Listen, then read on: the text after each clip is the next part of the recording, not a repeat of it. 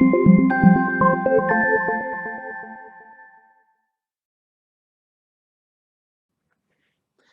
Jewish Mom. So I just want to share an interesting experience which I had last week.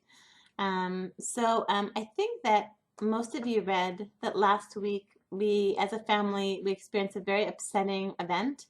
Last Monday, then my daughter was on her way to watch a Hanukkah play at the Center One Mall, which is near the Central Bus Station.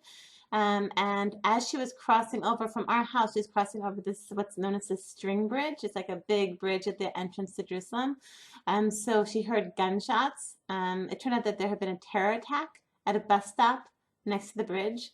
And so my daughter actually heard what she heard was that was somebody bystander killing the terrorist. And then she heard lots of sirens. So basically, my daughter, she fled, she ran as quickly as she could. She ran to Center One, away from the sound of the gunshots, towards Center One, where there's an armed guard. And when she got in there, my daughter, who had before she had left, we had a little bit of a discussion because she had misplaced her phone, so she went without a phone to this performance. And when she got there, so she called me right away, it turned out that she actually borrowed that she had borrowed somebody's phone, and called me and asked me what to do. Da, da, da, da. So I just wanted to say something interesting, something really sweet happened. So a few days ago, so I posted about this, and maybe 2 days after I posted about it, somebody left an interesting comment. This is the comment. Maybe some of you saw it. A woman named Ronit Peskin writes, I was at Center One at that time, and a little 10-year-old girl, 10-year-old or so blonde girl came up to me crying, asking to use my phone because she had just heard gunshots and knew that there was a terror attack. I'm curious if that was your daughter, or if it was the second girl that happened to as well. Okay, so it was my daughter. And I just thought this was really quite extraordinary. So when my daughter came home, so I told her, and I opened up my website and I showed her the comment, and she said, oh, Ima, she said, if you ask Ima how many friends you have, and you include the women on the internet, that's you guys, the women on the internet, then she has like 1 million friends.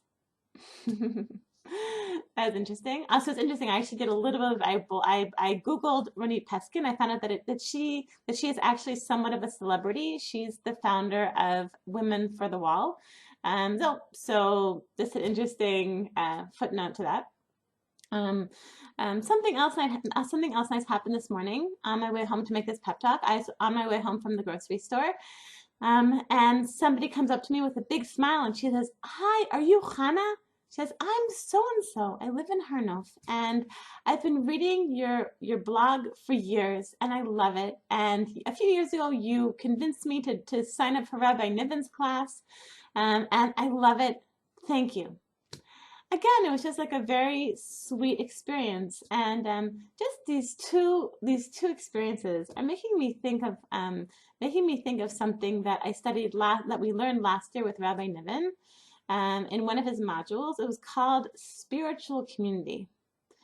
So spiritual community was very important for me because I think that many times like when I was living in Achlot, I lived in Achlot for 20 years.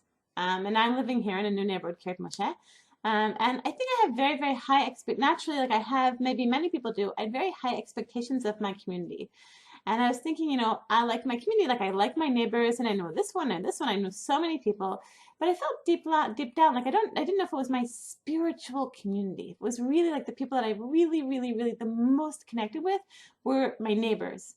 So Rabbi Niven said something very interesting. He said that nowadays, um, for most people, your geographical community is not your spiritual community. So it's interesting that we have an association of, like, let's say people who lived in like a certain shtetl. It was following a certain rebbe. So then that's like a model. Like spiritual community is your geographical community. But for most of us now, for me included, like my geographical community, it's nice. It's nice knowing people, and it's nice, someone gives birth and you make a meal for them, and like asking how this one's doing and that one's doing. And definitely like the women who I spent 20 years with them in Nachlaot. So I was just having a phone conversation with one of them. Another one I ran into at a concert that both of our daughters were performing in, and I feel like it's almost like I feel like they're almost like family. It's almost like speaking with like a second cousin or something. Like I feel that that we've really like raised our kids together and lived together, but they're not really. It's not really my spiritual community. My spiritual community, as Rabbi Niven said, is actually not my geographical community. It wasn't in Achlot, and I don't expect it to be here. That for many of us, like our spiritual community, is actually composed of people who live outside of our geographical community. I know for me, my spiritual community, let's say, is Jewish moms, the women who read jewishmom.com. It's the women who are participants in Rabbi Niven's Chaburs, which I feel very connected to. It's the women who I have three learning partners who are very dear to me, none of whom actually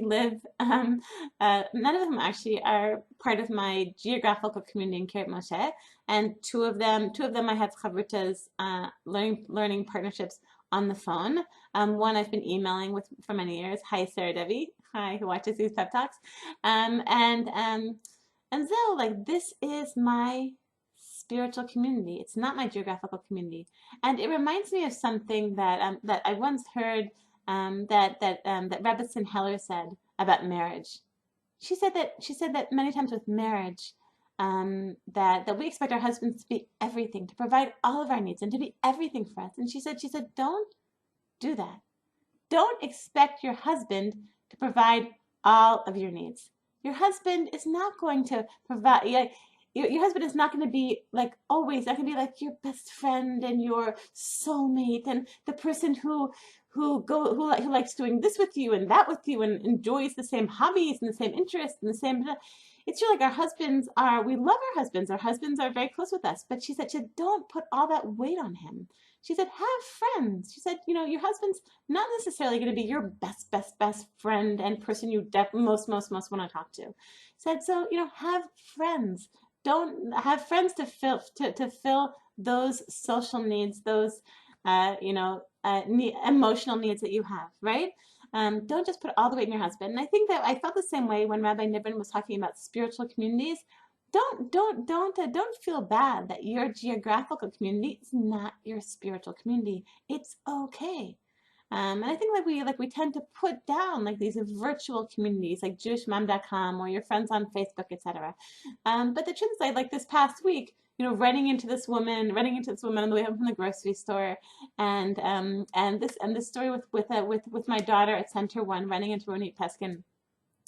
It just reinforces for me like how like a community doesn't necessarily have to be a geographical one. Okay, so Baruch Hashem, this week I am having my birthday on the 11th day of Tevet, right after the fast. I'm turning 44, so I want to just thank you. I want to thank you, Jewish moms. On the event of my 44th birthday, I want to thank you for giving me this present all year long of being my spiritual community. Felt it.